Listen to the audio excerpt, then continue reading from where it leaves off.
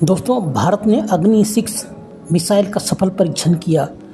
अब दुश्मनों की खैर नहीं। अब अगर किसी ने हमारे ऊपर नज़र भी दिखाई तो उसकी खैर नहीं। पाकिस्तान चीन के नींद में उड़े। दोस्तों, सही सुना आपने। भारत ने उड़ीसा से मिशन दिव्यास्त्र के तहत MIRV तकनीक वाली एडवांस अग्नि मिसाइल का सफल परीक्षण किया है। इसके साथ ही भारत अब MIRV क्षमता वाला दुनिया का छठा देश बन गया है। लेकिन भारत ने इसके बारे में कुछ भी अतिरिक्त जानकारी नहीं दी है। ऐसे में इस टेस्ट से पैदा हुए धुएं की लकीर खोजने में दुनिया के एक्सपर्ट जुटे हुए हैं। जानकार बता रहे हैं कि भारत ने इस टेस्ट के जरिए कुछ बेहद और सीक्रेट हथियार का परीक्षण किया है, जिससे सीधे तौर पर चीन और पाकिस्तान चिंतित हो उठे हैं। रक्षा विशेषज्ञों के अनुसार अनुमान लगाए जा रहे हैं कि भारत की तरफ से इसके बारे में ज़्यादा कुछ जानकारी नहीं बताया जा रहा है। तो ऐसा क्या सीक्रेट ऑपरेशन किया गया भारत में?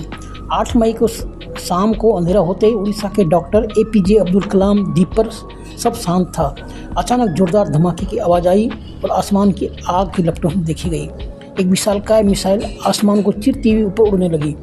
उसकी रोशनी इतनी तेज थी कि उड़ीसा, पश्चिम बंगाल के लोग तो क्या, बांग्लादेश तक के लोगों ने आसमान में रोशनी देखी। लोगों ने धुएं की लकीरें का वीडियो रिकॉर्ड भी किया और सोशल मीडिया पर शेयर भी किया, जो वायरल भी हुई। रक्षा विशेषज्ञों में चर्चा शुरू हो गई कि ये क्या था। क्या भारत ने कोई नया हथियार टेस्ट किया है? क्या भारत ने अग्नि-6 मिसाइल बना ली है? क्या भारत ने कोई हाइपरसोनिक मिसाइल भी लॉन्च किया है? दुनिया की निगाहें उस पर टिक गई, लेकिन भारत सरकार ने कुछ नहीं कहा, कोई वीडियो शेयर नहीं किया। इसलिए रस और गहराता चला गया। लोग अटकलें लगाने लगे, क्या ये कोई सामान्य टेस्ट था या कुछ बड़ा?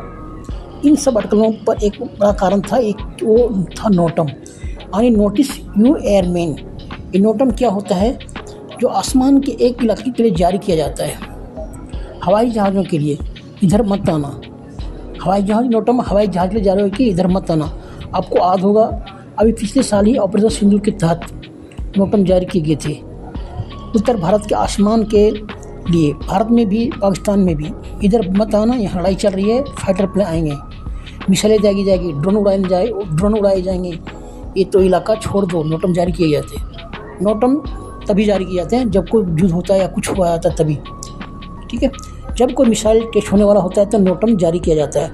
पहले भी जब उड़ीसा में भारत अपनी मिसाइल टेस्ट किया था, तब तो नोटिस जारी किया गया था। लेकिन पहले ये नोटम सिर्फ 1500 से 2000 किलोमीटर के आसमान के इलाके में ही जारी किए जाते थे। लेकिन इस बार नोटम जारी किया गया 3500 किलोमीटर से भी ज़्यादा इलाके के लिए। ये बहुत बड़ा लंबा कॉरिडोर था। नोटम ने बंगाल की खाड़ी में 3560 किलोमीटर लंबा खतरे का क्षेत्र घोषित किया। इस बार उड़ीसा के अब्दुल कलाम द्वीप से शुरू होकर दक्षिण में हिंद महासागर के बहुत गहरे इलाके तक जारी किया गया। ये अटकलें जोर पकड़ने लगी कि कहीं भारत ने अग्नि-6 मिसाइल को टेस्ट नहीं कर रहा। अग्नि-6 जो भारत बनाने वाला है, उसकी रेंज 8000 से 10,000 किलोमीटर होने वाली है। या फिर भारत कोई इंटरकॉन्टिनेंटल मिसाइल तो टेस्ट नहीं करने जा रहा। कुछ अलग कहने लगे, ये भारत की कोई हाइपरसोनिक मिसाइल हो सकती है या कोई नया सीक्रेट हथियार हो सकता है। और अजीब ये भी था कि इस बार नोटम कई दिनों के लिए जारी किया गया, इसलिए कई तरह की अटकलें लगनी शुरू हो गई। फिर अगले 9 मई को रक्षा मंत्रालय ने आखिरकार ऐलान किया कि मिशन दिव्यास्त्र सफल रहा। मिशन दिव्यास्त्र एडवांस अग्नि मिसाइल का टेस्ट है, जिसका पूरा नाम है MIRV। नाम की खतरनाक तकनीक के लैस है। MIRV का मतलब होता है मल्टीपल इंडिपेंडेंटली टारगेटेड री एंटी व्हीकल, यानी एक ही मिसाइल में कई वारहेड लगे होते हैं। ऐसी मिसाइल, यानी एक मिसाइल आसमान में ऊंची छोड़ी जाती है और फिर कई छोटे छोटे वारहेड अलग अलग होते हैं। अलग अलग बम एक तरह से हर एक अपना अलग अलग टारगेट चुनकर हमला करता है, साथ में डिका यानी नकली बम भी छोड़ देता है। दुश्मन की मिसाइल डिफेंस सिस्टम को चकमा देने के लिए कौन सा असली है, कौन सा नकली, उसका दुश्मन का मिसाइल पता नहीं, डिफेंस सिस्टम पकड़ नहीं पाता है। कौन कहाँ जा रहा है, मिसाइल डिफेंस सिस्टम रोक ही नहीं सकता।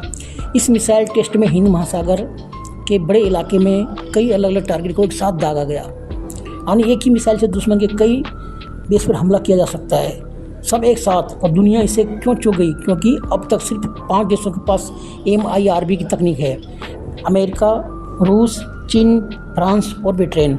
लेकिन भारत छठा देश बन गया है और अग्नि सीरीज की ये मिसाइल 5000 किलोमीटर से ज़्यादा दूर तक वार कर सकती है। यानी चीन के किसी भी कोने तक, पाकिस्तान के किसी भी कोने तक पूरा एरिया कवर कर सकता है। लेकिन भारत ने कोई डील साझा नहीं किया, मिसाइल का सटीक रेंज भी नहीं बताई, कितने वारहेड ले जा सकती है नहीं बताया, कितनी स्पीड है नहीं बताया, सब सीक्रेट रखा गया। सिर्फ इतना कहा कि सभी टारगेट सफल रहे, सारा मिशन ऑब्जेक्टिव पूरा हुआ। ये सोचा समझा प्लान है कि हमारी ताकत का अंदाज़ा दुनिया लगाती रही और दुनिया अब तक अंदाज़ा लगा रही है, क्योंकि जो वीडियो लोगों ने रिकॉर्ड किया उनमें दिखाया धुएं और आग में जो लकीर आसमान में बनी वो ऐसी नहीं थी जो पहले अग्नि मिसाइल की होती थी। ट्रॉल बीच में उड़ गई, टेढ़ी मेढ़ी हो गई, जिगजैग करती हुई आगे बढ़ी, जैसे बीच हवा में दिशा बदलकर दुश्मन को चकमा दे रही हो। उड़ीसा, पश्चिम बंगाल और बांग्लादेश तक में ये ट्रॉल देखी गई आसमान में, और बीच रास्ते में उड़ने का काम तो हाइपरसोनिक मिसाइल कर सकती है। इसलिए भारत सरकार के कहने के बाद भी कई रक्षा विशेषज्ञ दुनिया के अटकलें लगा रहे हैं कि धुएं की ट्रेल से किसी अग्नि 6 का कोई पहला चरण भी हो सकता है, क्योंकि वो हवा में रास्ता बदलने वाली मिसाइल बनाने वाला है भारत। लेकिन एक आकलन ये भी किया जा रहा है कि MIRV का जादू हो सकता है, फायर होने के बाद हो सकता है ये मिसाइल का PBV यानी पोस्ट बूस्ट व्हीकल ऊपर जाकर मुड़कर कई वारहेड अलग अलग दिशाओं में छोड़ता हो। इसलिए धुएं की टेढ़ी मेढ़ी लकीरें दिखी हो आसमान में, या फिर हर वारहेड मुड़कर दुश्मन के मिसाइल डिफेंस सिस्टम को कन्फ्यूज करने वाला हो। ये मिसाइल में कौन सी तकनीक है ये भारत के पास, इसकी चर्चा हर मिलिट्री एक्सपोर्ट कर रहा है।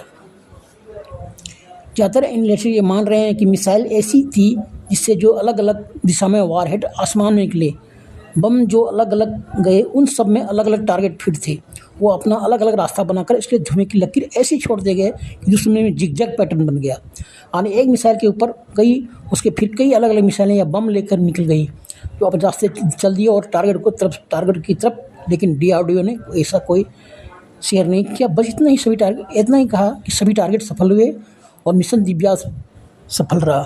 थैंक यू दोस्तों। अगर आप एक सच्चे देशभक्त हो और देश से प्यार करते हो तो वीडियो को लाइक करो और हमारे चैनल को सब्सक्राइब करके हमें हौसला जरूर बढ़ाएं। थैंक यू, मिलते हैं अगली वीडियो में।